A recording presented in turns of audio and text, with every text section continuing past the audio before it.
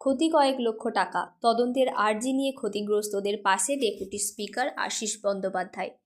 বীরভূমের রামপুরহাট থানার অন্তর্গত নারায়ণপুর গ্রাম পঞ্চায়েতের কুসুমডই গ্রামে ঘটেছে এক নৃশংস অগ্নিসংযোগের ঘটনা।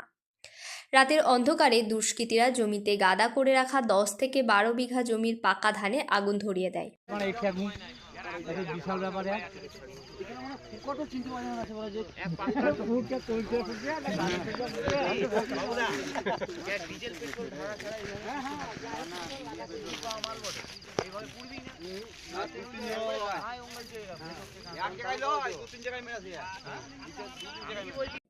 যার ফলে কয়েক লক্ষ টাকার ফসল পুড়ে ছাই হয়ে যায়। এই ঘটনায় গরিব চাষিদের মাথায় হাত এবং গোটা এলাকায় কৃষকরাই ফসলের সুরক্ষা নিয়ে গভীর আতঙ্কে ভুগছেন। ক্ষতিগ্রস্ত চাষিদের অভিযোগ, পাকা ধান কেটে তারা জমিতেই গাদা করে রেখেছিলেন। গভীর রাতে মোটরসাইকেলে চড়ে আসা দুষ্কৃতীরা সেই ধানের গাদায় অগ্নিসংযোগ করে। বিষয়টি জানিয়ে রামপুরহাট থানায় লিখিত অভিযোগ দায়ের করা হলেও এখনও পর্যন্ত কোনো দুষ্কৃতী ধরা পড়েনি। চাষিদের অভিযোগ, এই নিষ্ক্রিয়তার ফলেই মাঠে থাকা ফসলের সুরক্ষা নিয়ে এলাকায় আতঙ্ক বাড়ছে। রাজ্যের ডেপুটি স্পিকার তথা রামপুরহাট বিধানসভার বিধায়ক আশিস বন্দ্যোপাধ্যায় খবর পেয়েই ক্ষতিগ্রস্ত চাষিদের পাশে দাঁড়াতে দ্রুত এলাকায় পৌঁছান বিশিষ্ট সমাজসেবী মোহাম্মদ আমানাতুল্লাহ মিলন সুখেন্দু পাল। তিনি পুড়ে যাওয়া ফসলের ব্যাপক ক্ষয়ক্ষতি সরজমিনে ঘুরে দেখেন এবং ক্ষতিগ্রস্ত চাষিদের সঙ্গে কথা বলেন। ডেপুটি স্পিকার ক্ষতিগ্রস্ত চাষিদের সর্বপ্রকার সহায়তার আশ্বাস দেন।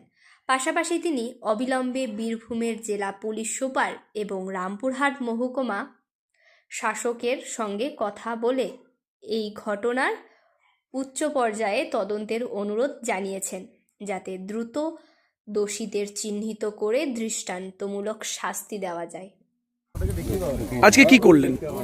আজকে সংবাদ পেয়েছিলাম যে এই নারায়ণপুর অঞ্চলের কুসুমডই গ্রামে দরিদ্র যারা গ্রামবাসী, যারা ধান পুঁতে জীবন নির্বাহ করে, সারা বছরের ধান উৎপাদন হয়, মানে চালটা হয়, সেই ধান কয়েক দিন ধরে অর্থাৎ 16 তারিখ, 21 তারিখ, 22 তারিখ এরকম বিভিন্ন ডেটে তাদের পুড়িয়ে দিয়েছেন ধান।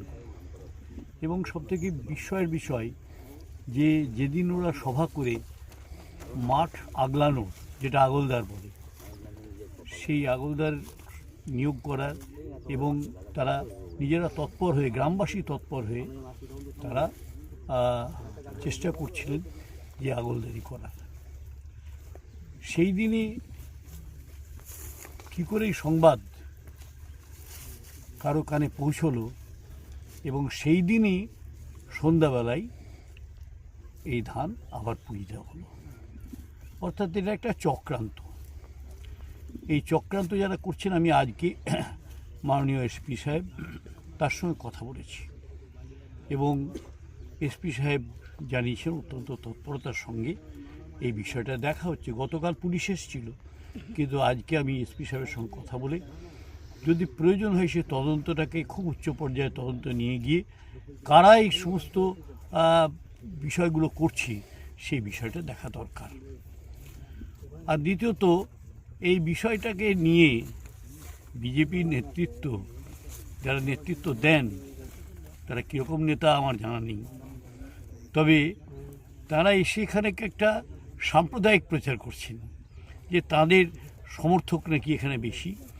আর সবথেকে বিস্ময়ের বিষয় যে যাদের ধান পুড়ে গিয়েছে তারা কেউ তৃণমূল কংগ্রেসের কর্মী, কেউ নেতৃত্ব দেন, তাদের ধান পুড়ে গেছে। এটা তৃণমূলের আশ্রয় হলো না কোন দুষ্কৃতকারী এটাকে একটা সাম্প্রদায়িক বাতাবরণে নিয়ে যাওয়ার চেষ্টা করে বিষয়টাকে আড়াল করার চেষ্টা করছেন। তো সেই জন্যে আমি এসপি সাহেবকে বলেছি যে যথাযথ তদন্ত করে এদেরকে খুঁজে বার করে যথাযথ শাস্তি দেওয়ার ব্যবস্থা হোক।